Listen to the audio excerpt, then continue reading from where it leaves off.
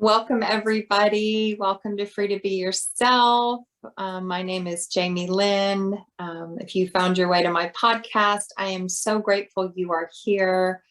I'm so grateful that you are taking time out of your day just to listen to what this beautiful story that we both have to share. I have an amazing, amazing woman who is a dear friend of mine. She is a spiritual soul sister of mine, Stephanie Carroll.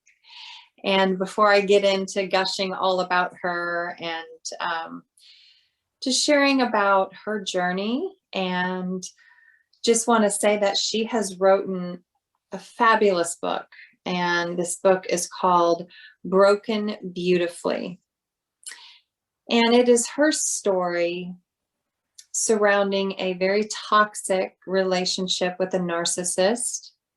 It talks about control, abuse, all the different layers and depths that a relationship can take in that space. So we're going to jump into that. So I just wanted to open. I wanted to open right away. That's where we're going with this. And just to give Stephanie a chance to say hello. And Stephanie and I met. She was a client of mine. That's how we came to our connection here. So welcome, Stephanie. Thank you so much for being on the podcast. Thank you so much for having me. I'm so excited to be here. Yes, I know. We moved through some technical issues, but we're here and feeling really groovy about it. So yeah, so Stephanie, tell our listeners, our viewers, just whatever you want to share about yourself, and then we're gonna jump into your beautiful book of poetry and all of that. But definitely give us a little snapshot into your life. Well, there's so many places I could start. So I guess I'll just do some random facts about me. 4 years ago, I was struggling immensely and I was so lost, and I just decided to quit my job. And I was a therapist and I decided to go get my own therapy. And then I also started my aerial arts journey and therapy. So I did all three of those things within the same month. And something told me to record my journey, because something told me it was going to be something. And I started an art journal. And I'm not an artist, but just the simplicity of just picking out one paint color for a page, and just finding quotes on the internet, and then, actually writing in it myself. And I just really found a way to express my journey. And it was really what started this poetry book, because my words that came out of my soul just happened to sound like poetry to me. So I'm like, maybe I should write some books of poetry. And I decided to start with this theme because, got it here, because it was the one that I thought that I could share, because I was over it more so than my other journeys.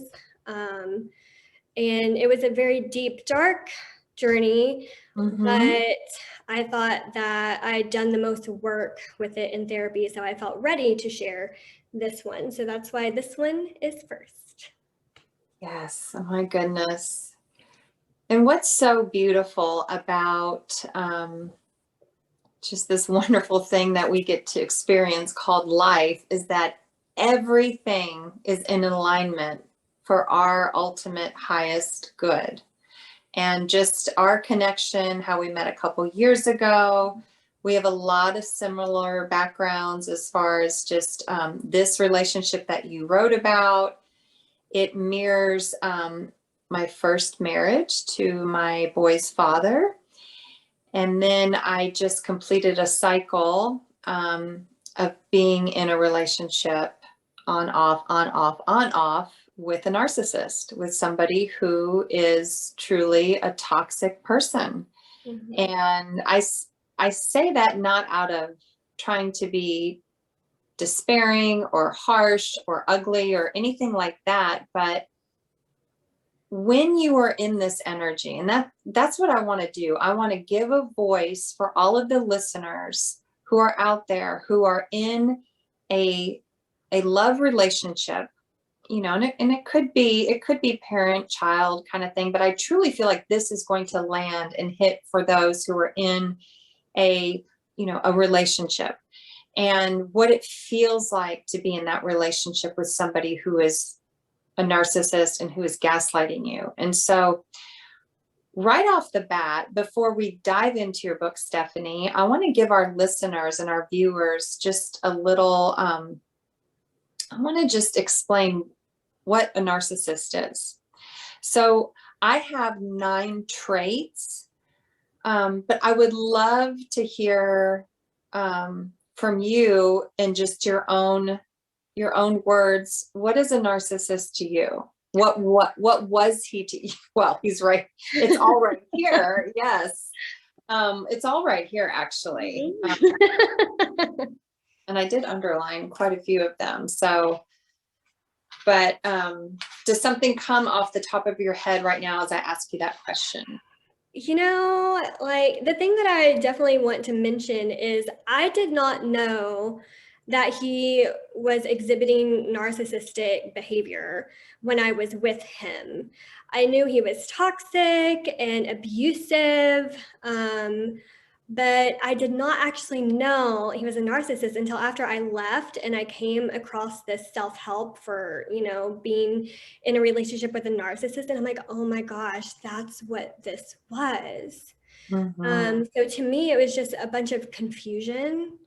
And, and it's like my intuition was always right, but I didn't know how to trust myself yet. So I just kept thinking, well, if I love him even more, I already love him a lot, but if I love him even more, he'll change and, I'll get into his heart and he'll see that what he's doing is wrong to me. And he never really saw it. I don't think he was able to see it.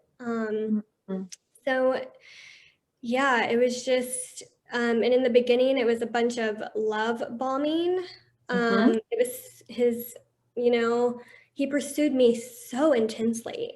I've never in my life, I always struggled with dating. And so for someone to pursue me like that, it was out of this world. I literally told him, I'm like, I feel like I'm in a dream. I feel like this is a fairy tale. I feel like this isn't real. And what do you know? It wasn't real. So that's how I would describe it. Well, that's beautiful coming from your experience. And I found the page on that I want to read from, and it's page 79. And it's, and this is under the section, her book is so gorgeous because it is broken up into different chapters. And this one is in the heal, like this is your end. This is the healing part, how you healed. So I'm just going to take a minute and read you back, my dear, your own words. So, and it says, the events of my life left me wanting to be saved. And he found me. It didn't take long to fall into a whirlwind of admiration for me. I'd never had someone pursue me so intensely, treating me like a queen. I thought this must be true love. After the love bombing, it started slow with strange, twisted comments intertwined with the charming person that I had met. Soon, I fell into the madness and I started to question my own mind. That's a huge thing that narcissists do. This is a side note, just me, just really underlying this. You feel crazy. You feel like your thoughts are not your thoughts. And so back to this, his accusations were shouted with such conviction. The mind games were absolutely mystifying. Eventually, I started researching signs of abusive relationships on the internet, and every day to hold on to my sanity.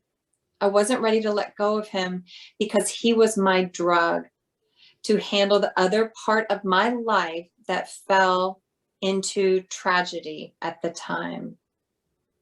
That is so, we're going to stop right there because that is so important, just to acknowledge that space. Because healing, first of all, is not linear, right? It is not like from A, you go to A to B, and then, you're over there in C, which is the place of healing, or you're healed. So you were moving through this energy on and getting deeper and deeper into it. And again, questioning your own sanity, questioning your own mind, questioning your own gut, your intuition, how you felt. Mm-hmm. Can you describe more of that? Like, can you give us like an actual scenario, like maybe something, if you care to. I know sometimes it's not any fun to go back there because you've done a lot of work to clear that energy out of your body and your mind. So I honor you if you want to say no, for sure. So just like a situation where it was crazy and toxic, but I had to question whether it was crazy and toxic. Is that? Yes. Yeah. Goodness. It's been a while since I've thought back. I guess I will just go with the obvious. So one night, the tragedy that was happening was my mom was dying of cancer, and she did die when I was still with him. And right after her death, I was not in my right frame of mind at all. I thought it was a good idea to go get a job, like literally within a week, like who am I?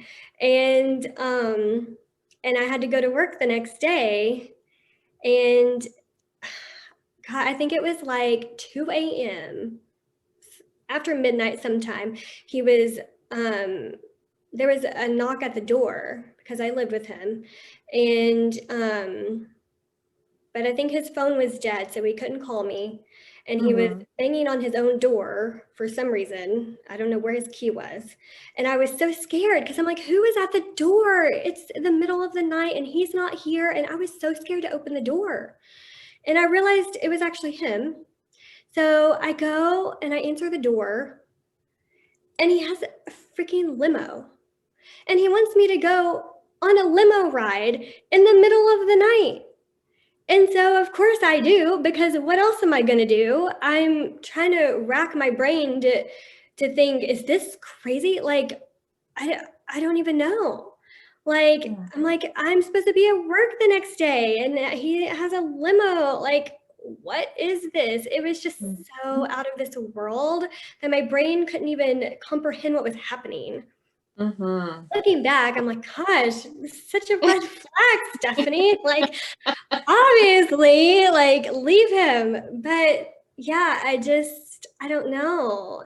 I think my body has been in fight or flight my whole life. So when I met him, even though it was toxic, it was still like a drug in my system, because the highs and the lows, both of those are addictive, and yeah, I had no idea that I was reliving my childhood, but, times 10, times 20, times 50. I'm so glad you brought that up, because knowing, you have this knowing that there's something off here, but yet your body, like everything in you, is drawn to that. And that feels like home. That's familiar. And that is what happens when we have trauma. Early on, we will seek out situations and people who are going to replay those traumatic behaviors for us, so we can attach to them, so we feel like we're at home, because that's all we know.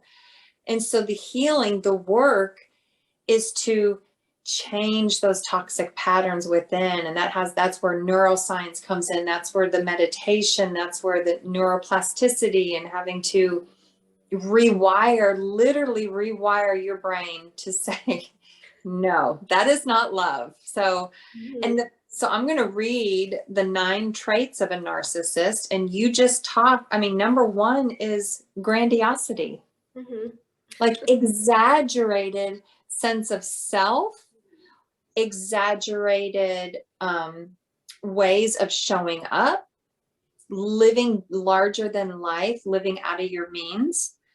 The second one is excessive need for admiration, to be admired, to be the focus. The third one is superficial and explosive in relationships. The fourth one is lack of empathy, severely limited and lacking an ability to truly care emotionally for another. And they've done some research on this. I don't have it in front of me, and I'm not going to quote something I don't know for sure, but they can actually take an image of the brain, and they can see for those who have these narcissistic traits to see how that's not firing there in those parts of the brain for the empathy. So the fifth one is identity disturbances. So highly superficial, or they're extremely rigid, or they're very fragile, like they get butthurt. That's the easiest way to say it. So the sixth one is difficulty with attachments, relies on feedback from their environment. 7 is chronic feelings of emptiness and boredom. 8 is vulnerability to life transition. So they have a difficulty maintaining a healthy personal or professional consistencies, like keeping a job, keeping up with a health regimen, keeping up a home. And then the last one is the narcissistic personality disorder is also significant risk factors for suicide. And I didn't know that. And I read that. And it is such a sensitive topic, suicide. And, I know, my heart goes out for all of those who have had that come to them in different parts in their life. I know for me personally, it has visited me more times than I care to count, over my dark nights of the soul. And so, but just being aware of what this is. So, and gaslighting, since I'm doing definitions, gaslighting is, this happens when the abuser tries to control a victim by twisting their sense of reality. And I tell you, this was my life in my 20s.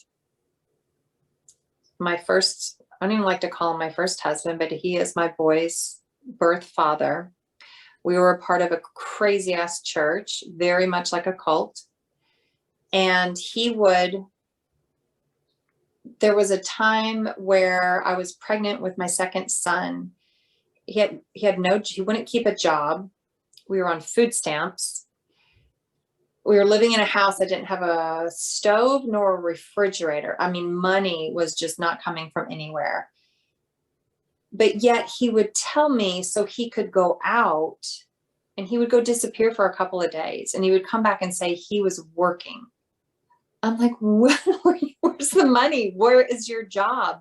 And then he would spin it onto me and say, you're crazy if you don't think I'm out there working. It got to the point where I'm like, is the sky truly blue? Because I now think the sky is red. And my thoughts were not my own thoughts. He would make me very nervous in conflict, because of that overpowering energy, that, combative. And then, if there was any physical abuse, I experienced some of that. And I don't know if you did or not, but you know what I'm talking about, that energy of just feeling like it's better just to button your lip and be quiet to get away from all of that was going on. So in this beautiful book, the photos you chose are my absolute favorite. first of all, I love skeletons. And does your skeleton have a name? I named him Ellis. I love that you named them. I'm going to see if they can see for all of those who are able to watch this podcast. But Stephanie has on this gorgeous full-length gown that is like a velvet. It's emerald green. And in each one of the chapters, she's depicted with the skeleton. And the first chapter is lulled. And it's like she's dancing and you got your foot kicked up. It's like you're giddy with like love and laughter. Yeah. It's so fun. Where did you get this idea for, who did you say your skeleton was? What's the name? Ellis. Ellis. How did you think of incorporating Ellis with with the photos?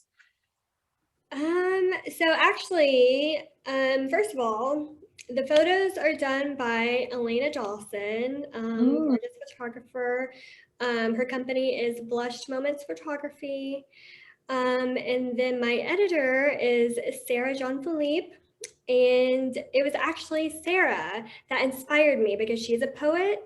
And on her Instagram, she had her poems with her photos like together. That's what inspired me to do the photos and the poetry together. Oh, it's so beautiful. I mean, they're really fascinating just to take a moment. And then you have some that they're solo for you and so beautiful. And I just want to read a couple of these. So this one is still in lulled. So this is still the beginning. Oh my gosh. Okay. And this one's called Once. It only happened once, but it played 1,000 times in my mind. I found it in the look of the eyes. It came to me in every decision, agonizing over the right choice. So that day may never find me again. Once. So what that speaks to me is, it speaks of anxiety that would come up for you in this moment. And every time the image or the scene would come back to you, you would have a visceral response to this one thing that happened, but it kept haunting you. It kept playing back in your mind. Can you share with all of us, how did you work with that? Because that is some heavy, difficult energy to get out of. I don't know. I think it was just maladaptive behavior patterns, honestly. I think my childhood, I had this belief that, I wasn't even human and that I was built for pain and that I was a fighter. And it's almost like if I went through enough pain, then maybe I'd be worthy enough to be a human or something. So I think that's, the pain was hard and the anxiety was hard and dealing with him was difficult. But, it's almost like I was addicted to it as well. It's just like, oh, well, if I go through this much pain, then I'm going to get a rainbow one day. I'm going to earn my true love one day if I endure this right now. It's almost what it felt like. And so it's, I just kept enduring it. It wasn't like I was welcoming it, but I just kept enduring it and enduring it. Like it's almost like I didn't have another choice. Oh my goodness. And your childhood, do you care to share about being adopted? And how, to share about that, because that is obviously, that's the beginning. That's the beginning of, I call it the layers like of an onion that began to fold over you of your true essence and your true light. So go ahead and speak from there. Well, it's such a long story. I'm adopted by my maternal grandmother, which is my mom who died. And I knew I was adopted. I always knew, but I didn't know who my birth parents were until I was 11. I learned who my birth mother was, which she's actually my sister by law because my grandmother adopted me, so we're sisters and mother and daughter. But I always felt different from my family. They loved me. From the outside looking in, it was a perfect family. I had everything financially that I could possibly want. They paid for everything. But I didn't feel seen and I didn't feel heard and I felt invisible and and they both had biological children that they weren't close with. And I took on all of that responsibility for their 2 children that they had separately. It's like I took on all of that, of those 4 children, plus myself, to be the perfect little girl, the perfect daughter. So I abandoned everything that was unique and good about me, to be perfect because it was survival. Because I thought they would take me back. I thought there was something wrong with me because I'm adopted. Like, why am I adopted? Why did this happen? What is wrong with me? And I thought, well, they don't know that there's something wrong with me because they wouldn't have chose me. And I thought, I can never let them know. I can never let them see what is evil and dark about me. I couldn't find it, but I knew it was there because why else would I be adopted? And why else would my emotions be this big and them not understand? It's like they just didn't understand me. And so I shoved down, just everything that kind of makes me me. I was praised, when I got good grades and I didn't get in trouble and I didn't talk in school. But if I did something worthy of my soul, like, dance or sing or create art, it's like, oh, that's nice, Stephanie. Yeah, good job. But it's just, they just didn't know how to connect with me because of their childhoods. It's all connected. But yeah, did I answer your question? I kind of get off on tangents. No. You not only did you answer my question beautifully, but you did a beautiful segue that I want to talk more about which is how you now are on this path of empowerment. You are here to help women feel empowered, to feel seen, to feel worthy. And one of the things that you have shared with me is how you want to do it through art, through dance, through aerial, through play, through creativity. And it's just been so wonderful to hold that space with you and to dream with you. Stephanie came to the retreat I hosted in Costa Rica, and every day she would show up. I mean, so I'm able to see certain things with certain people's energies. And for you, you always presented just with this innocence of very much like childlike energy. But then yet you're like this bomb ass like goddess who slips on a mermaid outfit and goes down to the beach in Costa Rica and gets a professional photographer who happens to be down there. And then she gets all her pictures taken.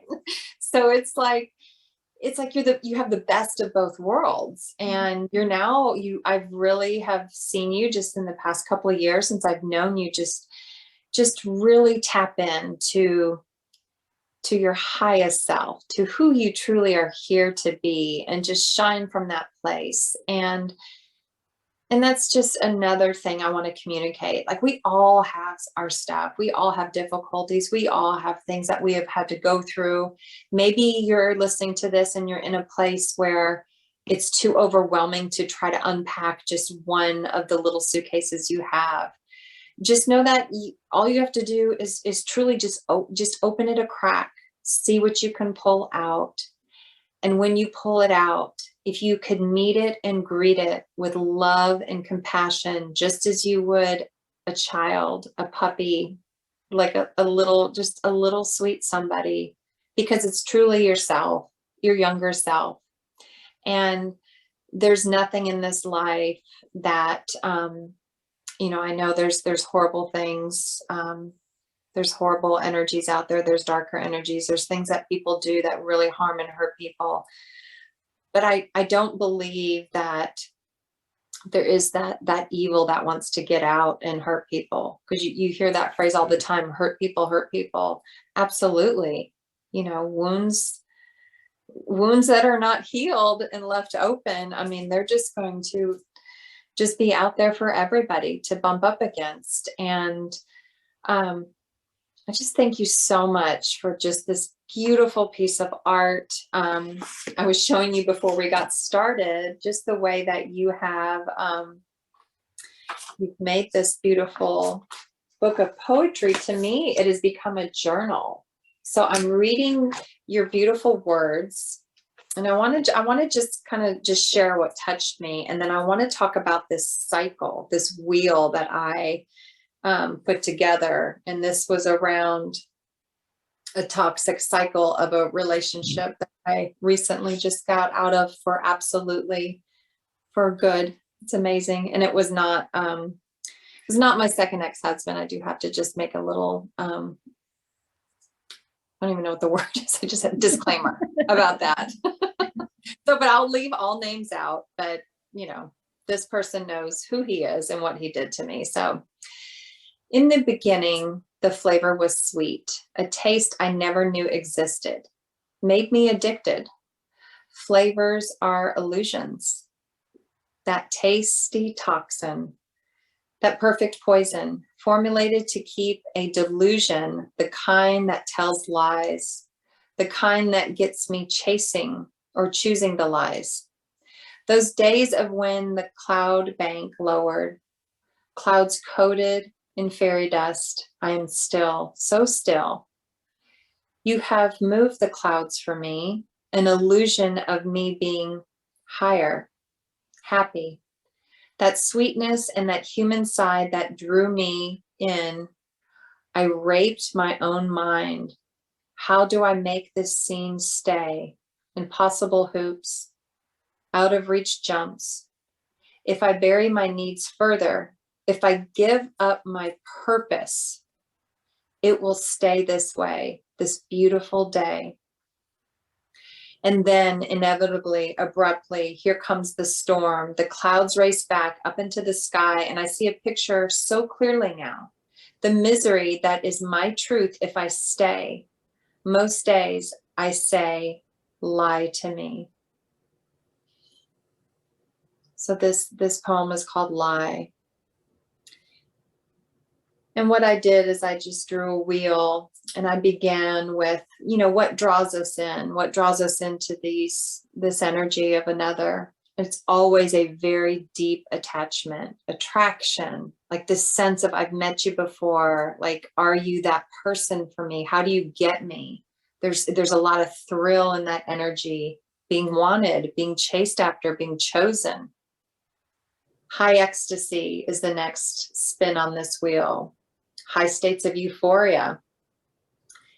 And then comes the self-abandonment, dissolving into him or her, losing track of time, losing track of your days, losing track of your own life, like putting things like, you know, giving up clients, or just thinking that that doesn't matter anymore, because what mattered was time with him, mattered the most. Then the fear and the anxiety would set in. Withdrawal from him. I would get these cravings. I would get crippling anxiety. I would question, is what he's saying true? Is where he is that what he's really doing? What is happening?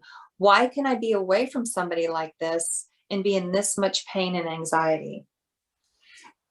And then a loss of total self-abandonment, doubting myself. Is this real? What is true anymore? Why am I so sick in my body? And then the release would come. I would break the energy. I would say no more. My higher self, she would come in just with so much fire, so much healing, but so much, like, it's not anger, but just righteousness. Like, you are better than this. You don't deserve this. Come out of this. And then instantly, upon the cycle being complete, stepping away from that energy is when all of my life force energy would come back to me. I would be in homeostasis again. I would feel high vibrations again. I would smile again. I would go throughout my day and not, like, be free of that anxious attachment. So if any of you are out there and you're listening to this and you're noticing some similar things coming up to you, maybe you're in a relationship right now, Stephanie and I want to be beacons of light to women and men. And if you don't adhere to a gender, all of you as a person, you as a breathing human being, we want to just wrap you up, to show you the first step to take, show you the first thing to unpack. And I truly believe one of the first things they can do is to go and buy your book, Broken Beautifully. And it truly is a work of art, Stephanie. You are an artist. You said that earlier you weren't. I almost like jumped in and corrected you. Like, you are such an artist. Just how you move through life. You are actually living art. How you put yourself together. You are. I've seen your aerials. Mm-hmm. So will you tell and share how they can find your beautiful piece of art, this book? And also if they wanted to get in touch with you, what's your Instagram handle? We're going to have all this in the show notes, but just, I want to give you a little shout out for that. My website is moodybloomswriting.com. And my Instagram is stephaniecarroll.poetry. And my personal is blonde.rose.fairy. And like I said, this is all going to be right. You just scroll right down. It's going to be right there. Mm-hmm. So yes, please reach out to Stephanie. Go buy her book. I know you're beginning working with clients. I know that you are coming up with some beautiful offerings. And, if you found your way to her through the podcast, please give a shout out and let her know that. And for all of you who maybe need to connect with me, maybe you want to do a reading. I do past life regressions now, which is really exciting. Akashic records, intuitive tarot readings. I want to do your tarot for you because I do that for all my guests. Yes. Give me, you're so cute. Give me your birthday again, honey. 2/10/87. 1987. So for all of you listening right now, I like to just share with each of my guests what their lifetime symbol is in the tarot. So the tarot is the journey of our soul in picture form. And yeah, girl, I'm gonna tell you what you both are. And then so I use numerology, and what I do is I break down. You heard me ask for her birthday, the birth month, and then the year she was born. And then what I do is I go to the cards, and since there's 22 of the major arcana cards, I'm going to pull. So you are, my dear, a 1 and then a 10. So you are the Magician first, and then you are Wheel of Fortune.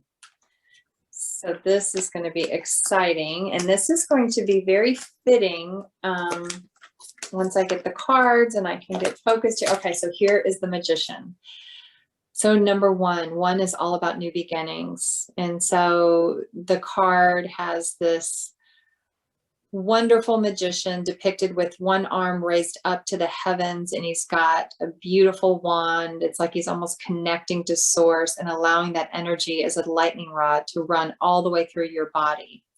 This is the only card that has a table before one of the characters and has each of the elements. So you notice there's a cup, a pentacle, a sword, and a wand. So you have access to everything, how you want to create your reality. The magician is the manifesting card. You can manifest any of your desires, any of your dreams so instantly, so in real time. And then with the Wheel of Fortune coming up, because, you know, it was a 10 before I broke it down to a 1. And so just to share with you, the Wheel of Fortune energy that's upon you is, do you notice the 4 fixed zodiac signs in each of the corner of this wheel? Yeah. And they're all studying, they all have a book open. So through your higher learning, through your studies, through your writing, you are here to enlighten through poetry, through the written word. This wheel is all about how life has already for you had a lot of high highs, a lot of low lows. You've been in constant movement. And the message for Wheel of Fortune people, this being their lifetime symbol, is as long as you keep yourself centered, as long as you keep your eye in the middle, as long as you keep your energy fixated on where you want to go, none of this from the outside, you will not spin out of control. And I think that is so beautiful. It's so fitting for you, my dear. And I thank you so much for being my guest. You're my first guest after I had my little reprieve. And I love you so much. So happy to have you here. Yes, I love you. I'm so glad we did this. I was so nervous, but I feel so much better. But I'm like finally getting out into the world with my story and my gifts. It feels really great. Oh, that's so beautiful. Yes. See, fear. Everything is on the other side of fear. Yes, follow the fear. Follow it and face it, but gently, you know, but sometimes you have to do it, because if you wait till you feel ready, you won't ever do it. So you aren't ready until you are doing it. Yes, absolutely. Mm-hmm. That is very wise. So that's good. Well, thank you, honey. And I will just sign off here. I would love it if all of you could leave a 5-star review, share this with anyone who needs to hear it. Free to be yourself. You can find me on my Instagram handle, Free to Be Yourself. And as always, sending you so much love, so much gratitude, and thank you for being true and authentic to yourself. And take time to check in with yourself and what does that even look and feel like? And give yourself a lot of patience and grace. So that's been coming to me a lot, patience and grace with wherever you are in your journey. So much love. Thank you. Thank you, Stephanie.